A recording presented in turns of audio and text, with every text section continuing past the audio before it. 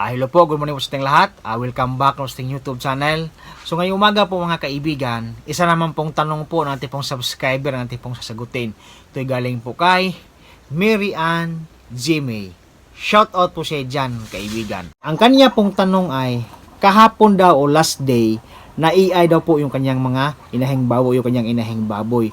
Pero kinabukasan, nagdurugo po yung kanyang puwerta. So kayo po'y mahilig po sa paglaga ng mga baboy o kahit anong hayop pangkabuhayang pag-agrikultura, mag-subscribe lang kayo sa aking YouTube channel. Ryan Patinio, Agri Farming, Family and Kitchen Adventures. So ngayong umaga po mga kaibigan, atin pong pag-uusapan itong tanong po ating pong subscriber na nagdurugo daw po yung puwerta ng kanyang inahing baboy pagkatapos po na AI.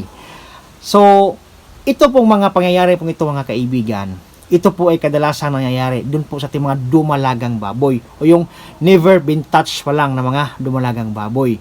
So, barako man yan or AI, talaga pong mayroon po yung stress or trauma kapag una pa lang sila pong nabulugan. Lalo na kapag AI po yung ginagamit po mga kaibigan. Iba kasi yung tip ng catheter kaysa po sa tip ng ari po ng ating mga barako. Medyo matigas po yung catheter kumpara po sa ari po ng ating mga barako po mga kaibigan.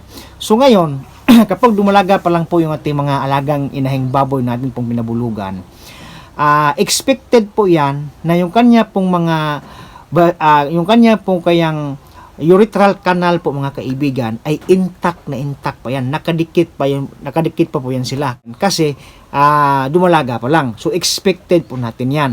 So ngayon, sa tanong po nating subscriber na yung kanya daw baboy po ay nagdurugo po yung kanyang puwerta pagkatapos na AI kahapon kasi siguro nung pagka-AI po ng kanyang inahing baboy mga kaibigan, nagkaroon po siya ng mga counting laceration doon po sa mga tissue surrounding sa kanya pong urethral canal habang ino-introduce po yung AI catheter.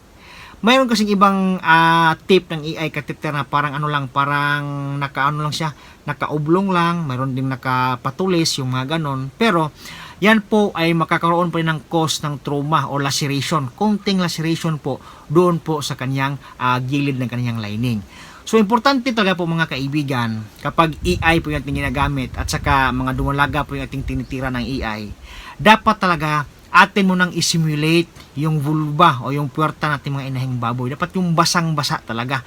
Para nang sa ganon, pagkapasok ng catheter doon po sa loob ng kaniyang urethral canal, ay hindi po magkakaroon ng ganon pong damage or laceration doon po sa surrounding tissue ng kaniyang urethral canal po mga kaibigan. Kasi nga po, yan po yung rason kung bakit po siya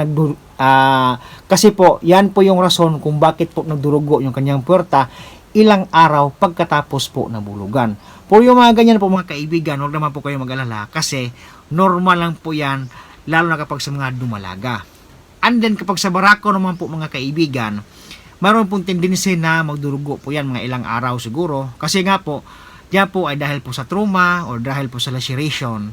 Pero hindi naman po yan indication na hindi po mabubuntis yung mga inahing baboy nyo. Kasi kahit na dumulugo pa yung kanyang puwerta ilang araw pagkatapos na bulugan, basta nakastanding heat siya nung pinabulugan at saka yung similya po ng barako po ay napasok talaga doon po sa loob ng kanyang cervix, doon po sa loob ng kanyang uterus, doon po sa loob ng kanyang fallopian tube, nakapag-meet po sa egg cell ng kanyang inahing baboy, tiyak po, mabubuntis po yung mga inahing baboy nyo po mga kaibigan. Kaya, huwag po kayo mag-alala kapag mayroon pong dugo, kapag paunti-unti lang po, pagkatapos pong mabulugan po mga kaibigan.